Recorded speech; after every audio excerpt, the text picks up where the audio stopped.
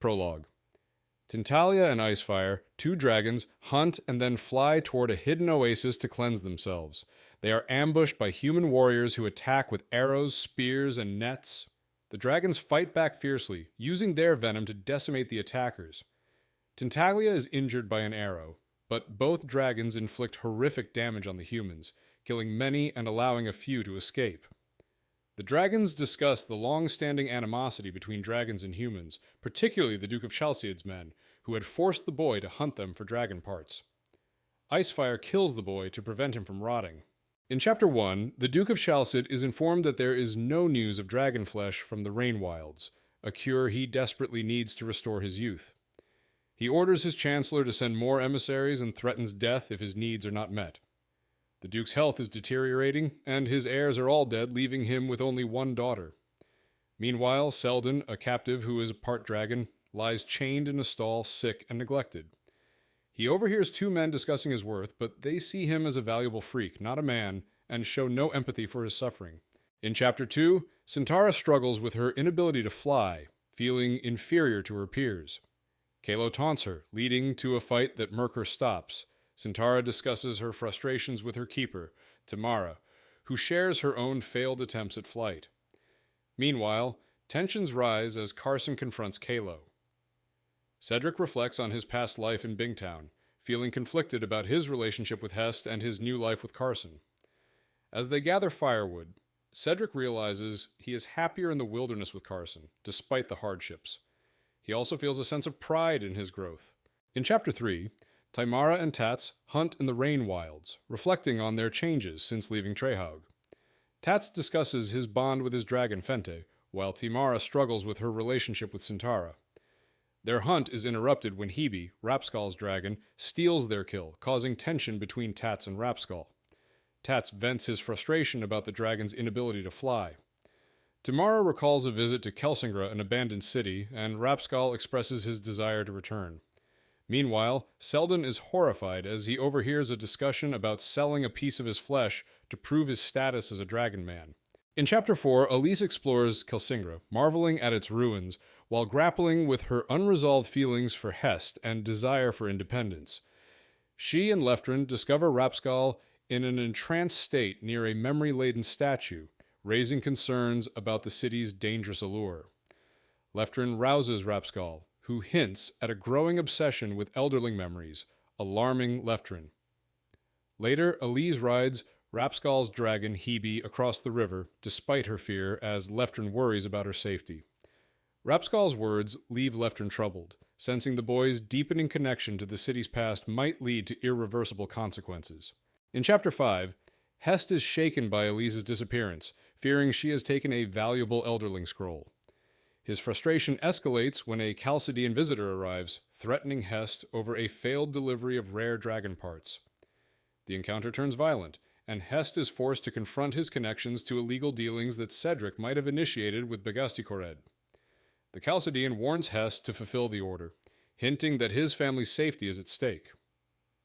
After the brutal confrontation, Hest, now deeply entangled in a dangerous scheme, contemplates reporting the Chalcidean to the city guard. In Chapter 6, Malta and Rain prepare to travel to Kasserich, with Malta braving the journey despite her pregnancy and her mother-in-law Johnny's concerns.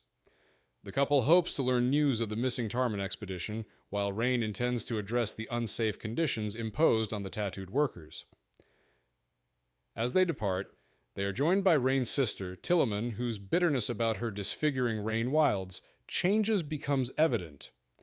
On board their riverboat, Malta and Rain share an intimate moment reflecting on their past and discussing their child's future. Malta reveals her fears about the possibility of their child being born with Elderling traits, a sensitive topic that deeply affects them both.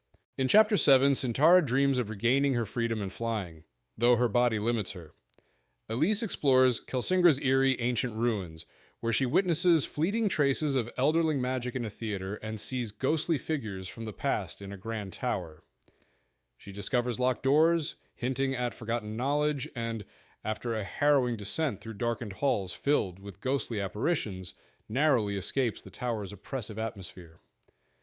Outside, she's reminded that her time in the city is limited, especially with Leftrin's return approaching. Elsewhere, a heated letter exchange reveals tensions among birdkeepers in the Traders Guild. In Chapter 8, Thymara and Rapskull fly toward Kelsingra, with Thymara overcoming her fear and marveling at the city. Rapskull explains the role of Elderlings' memory stones, emphasizing that Thymara will need to embrace her new identity. Meanwhile, Centaura, driven by hunger, learns to fly but grows angry at Hebe for possibly harming Thymara. Tensions rise between Thymara and Rapskull after she discovers that he discussed her private matters with Jerd, leading to a confrontation.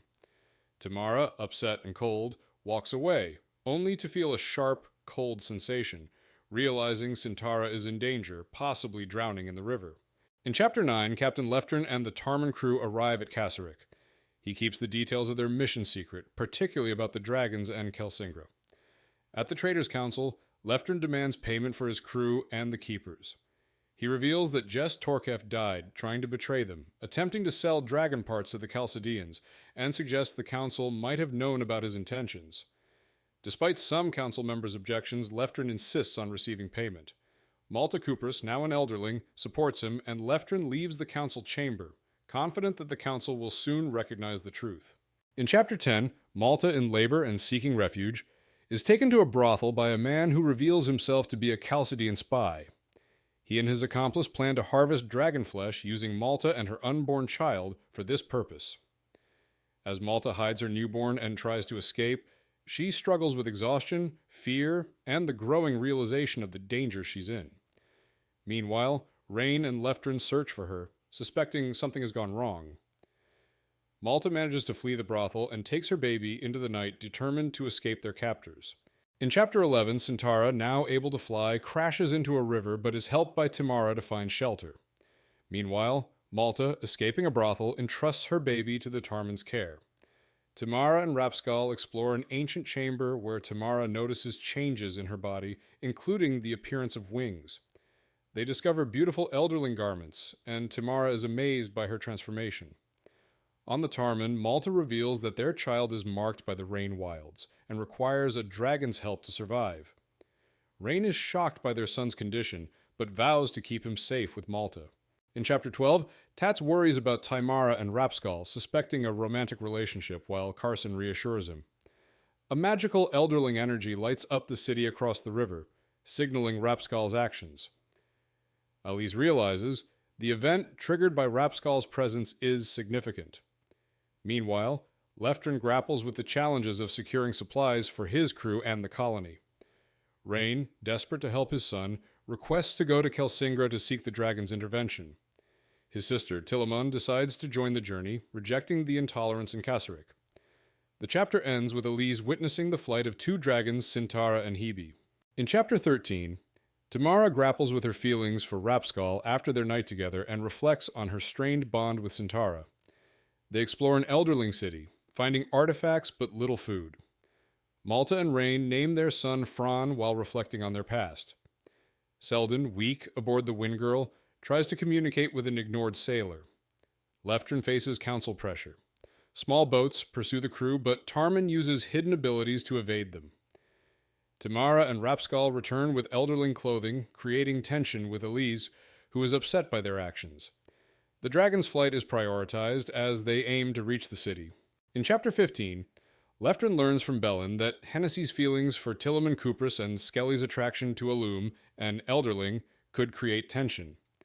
Meanwhile, Hest plans to confront Cedric and reclaim Alise, anticipating finding Tintalia, the dragon, and using it to his advantage.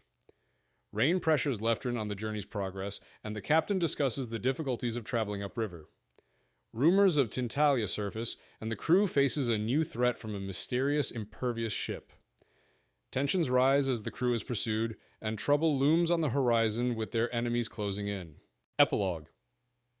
Tintalia reflects on the past and her current life with Icefire. Despite her skill in hunting, she struggles with an infected arrow wound, worsened by her inability to remove it.